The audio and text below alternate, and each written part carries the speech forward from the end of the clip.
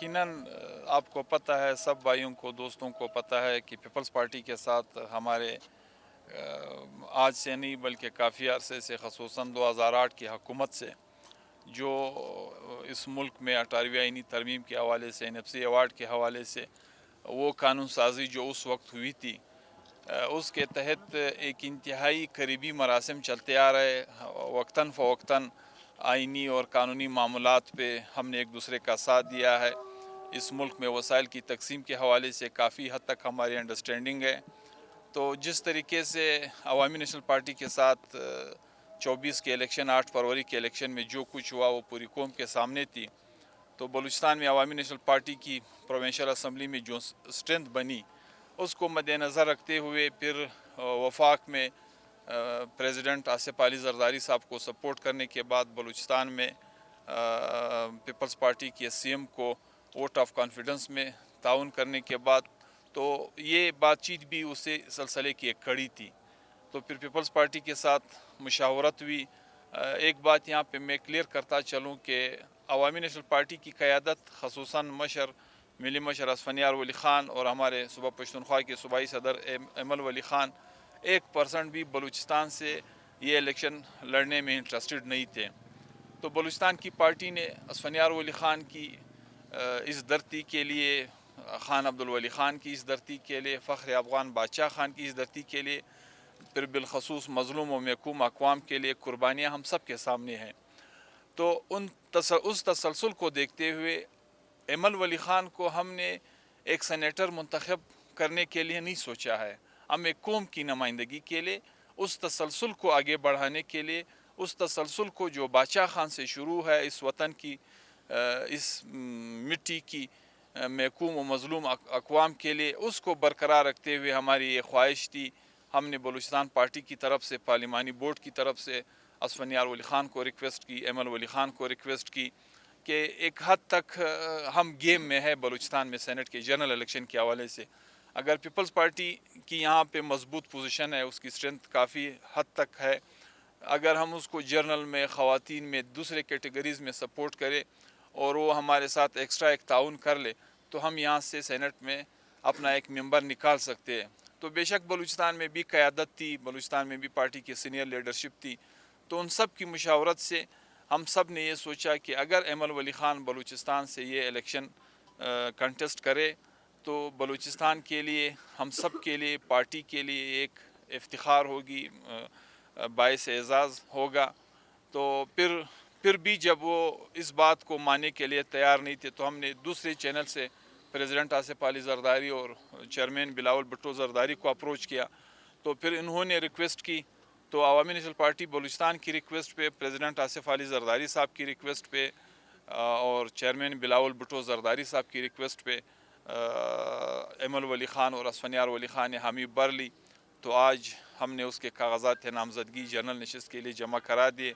बाकी अल्लाह से उम्मीद है इंशाल्लाह पीपल्स पार्टी के साथ मिलकर अवामी नेशनल पार्टी ये सीट इंशाल्लाह निकालने की कोशिश करेगी। जिस तरह आपने इल्ज़ामात लगाए, जिस तरह आप इल्ज़ामात लगा रहे थे कि आपके साथ धांधली हुई इलेक्शन में, जिसके खिलाफ आपने धरना भी दिया कई दिनों तक, PV 50 खिलाफला से आपके कैंडिडेट जीते थे, तो आपके कैंडिडेट पर भी इल्ज़ामात लगे धांधली पे, जिसके बाद इलेक्शन कमीशन ने वहाँ पे रीपोलिंग का ऑर्डर दिया है, तो क्या कहेंगे इस पर? यकीनन ये ज़्यादती 8 फरवरी के बाद नहीं, इससे पहले भी, और 8 फरवरी के बाद तो बड़ी धूमधाम से हम सब के सामने है।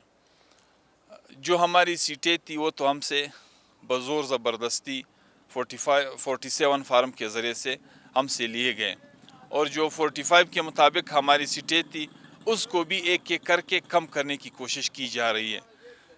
इंजीनियर ज़मर खान चिकज़ई बिल्कुल ये इलेक्शन जीत चुका है, इसमें कोई दूसरी राय नहीं है, 45 फार्म के तहत जीता है।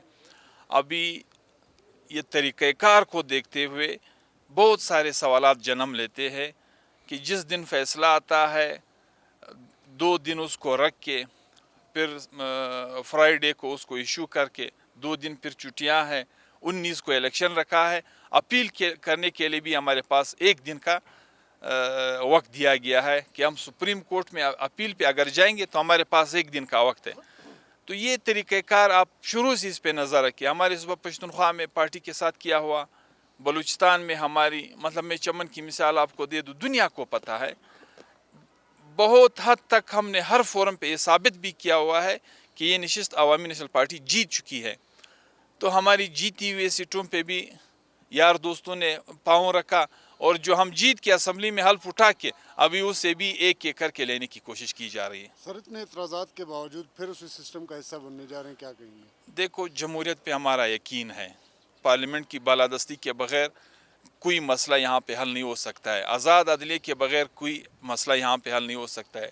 آزاد الیکشن کمیشن کے وجود میں آنے تک یہاں پہ اس سسٹم پہ اعتماد کم ہوتا جائے گا جب تک ہم اداروں کو مضبوط نہیں کریں گے. ہماری آخری حد تک پارلیمنٹ پہ یقین رکھتے ہوئے یہ کوشش ہوگی, یہ جدوجہد ہوگی کہ یہاں پہ ایک آزاد خود مختار پارلیمنٹ وجود میں آ جائے. عوام کے فیصلے پارلیمنٹ میں عوام کے منتخب نمائندوں کے ذریعے سے ہو, نہ کہ کہیں سے کسی میسج پہ, کہیں سے کسی زبردستی پہ, کہیں سے کسی ڈائریکشنز پہ عوام کے فیصلے نہیں ہونے چاہیے. سر یہ بتائیں کہ اسٹیبلشمنٹ نے 2008 کے انتخابات سے کب اعلان کیا تھا کہ وہ غیر جانبدار رہنے کا انہوں نے فیصلہ کیا ہے, تو پھر الیکشن ہوئے, جس طرح کے الیکشن ہوئے ہیں وہ آپ کے سامنے ہیں. آپ کے خیال میں اب اسٹیبلشمنٹ غیر جانبدار ہیں یا فیصلے انہی کے مرضی سے ہو رہے تھے؟ میں تو ابھی یہ کہتا ہوں کہ ان کی مرضی سے نہیں بلکہ وہ خود کر رہے ہیں. ایک ہوتا ہے کسی میں کسی کی رائے لینا, کسی سے پوچھ لینا, لیکن کہیں پہ کوئی آ کے سارا سب کچھ اٹھا لے, بیلٹ بکسہ سے لے کے بیلٹ پیپر تک, پولنگ سٹیشن کی اسکیم تک, پولنگ عملے کی تعیناتی تک, یہ تو سارے معاملے ان کے ہاتھ میں ہیں. آپ کے سامنے نہیں ہے پورے پشتونخوا کا رزلٹ, پورے بلوچستان کا رزلٹ. کیا بلوچستان میں اس کوئٹہ سٹی میں آپ کو 1 نہیں, 2 نہیں, 3 نہیں, 4 نہیں, 5 نہیں, اگر میں کہوں کہ 7 تک آپ کو نظر نہیں آ رہا ہے کہ جس کو حلقے میں علاقے کے 2 معتبر بندے جانتے تک نہیں ہے, تو اس کو کیسے جتوایا گیا؟ کیا یہ سب ہم سے ہماری نظروں میں نہیں ہے؟ الیکشن پہلے ایک حد تک, مطلب پہلے یہ کہا جاتا تھا کہ اسٹیبلشمنٹ معاملات کو 18 سے 20 کر سکتے ہیں, 17 سے 20 کر سکتے ہیں. ابھی تو یہ 1 سے 100 بنا دیتے ہیں اور 99 کو جو ہے 0 پہ لے آتے ہیں. یہ تو پورے پاکستان کا رزلٹ آپ کے سامنے ہے. خان جی, بلوچستان میں ہمیشہ سینٹ کے حوالے سے الزامات عائد کیے گئے کہ ووٹ فروخت کیے جاتے ہیں, منڈیاں لگتی ہیں. اس وقت جو پیپلز پارٹی کے ایسے کینڈیڈیٹس بھی, ان پر یہ الزامات ہے کہ انہوں نے کروڑوں روپے دے کر جیت لیا, تو کیا ان کی گارنٹی کون دے گا کہ وہ سینٹ الیکشن میں ووٹ کریں گے انہی افراد کو جن کو ٹکٹ جاری کیا گیا ہے؟ کیا اس میں بھی بلوچستان میں ایک مرحلہ تو پرسوں ہمارے نظروں سے گزر گیا, ہم سب نے دیکھ لیا. ایک حد تک جس پارٹیوں کی پوزیشن تھی پروونشل اسمبلی میں, وہ اپنے سیٹ نکال لیے. پیپلز پارٹی کے پاس اسٹرینتھ تھی, انہوں نے اپنا ایک سیٹ نکال لیا امیر قدوس بزنجو صاحب کی صورت میں. نون لیگ کے پاس اسٹرینتھ تھی, انہوں نے اپنا سیٹ نکال دیا. جے یو آئی کے پاس تیسری اپوزیشن بڑی پارٹی کی حیثیت سے اسٹرینتھ تھی, اس نے اپنا سیٹ نکال دیا. عوامی نیشنل پارٹی نے بھی جے یو آئی کو سپورٹ کیا اس الیکشن میں. ہماری خواہش بھی ہوگی, کوشش بھی یہی ہوگی کہ بلوچستان کا آئندہ سینٹ اسٹرینتھ کو دیکھتے ہوئے اول تو بلا مقابلہ آ جانا چاہیے, جس طرح ایک دفعہ ہوا تھا, تاکہ یہاں پہ کوئی منڈی نہ لگ جائے, لوگوں کی ضمیر کی خرید و فروخت نہ ہو. یا پھر پرسوں جو الیکشن ہمارے سامنے ہوئے 3 سیٹوں پہ, شاید اگر حکومت کوشش کرتی, خاص کر پیپلز پارٹی کوشش کرتی, تو میں بھی یہ تیسرا سیٹ بھی وہ لے سکتے تھے, نکال سکتے تھے. چونکہ انہوں نے بھی کوشش نہیں کی, فراخ دلی کا مظاہرہ کیا, جمعیت کے مینڈیٹ کو تسلیم کیا اسمبلی فلور پہ. سب نے ایک دوسرے کے مینڈیٹ کو تسلیم کرتے ہوئے سب کو اپنی اسٹرینتھ کے مطابق ایک سیٹ ملا. ابھی بھی ہماری یہی ریکویسٹ ہوگی, جتنے بھی کولیشن پارٹنر ہیں, جتنے بھی اپوزیشن کی پارٹیاں ہیں, یا جو بھی بعد میں اتحاد بنتے ہیں, جس طرح پیپلز پارٹی کے ساتھ ہم ایک اتحاد میں جا رہے ہیں, دوسرے بھی ایک دوسرے کے ساتھ رابطے میں, تو کم از کم جو پارٹیوں کے نامنیز ہو وہ نکل آئے. خرید و فروخت والے کم سے کم اس دور سے وہ نکالنے کی ضرورت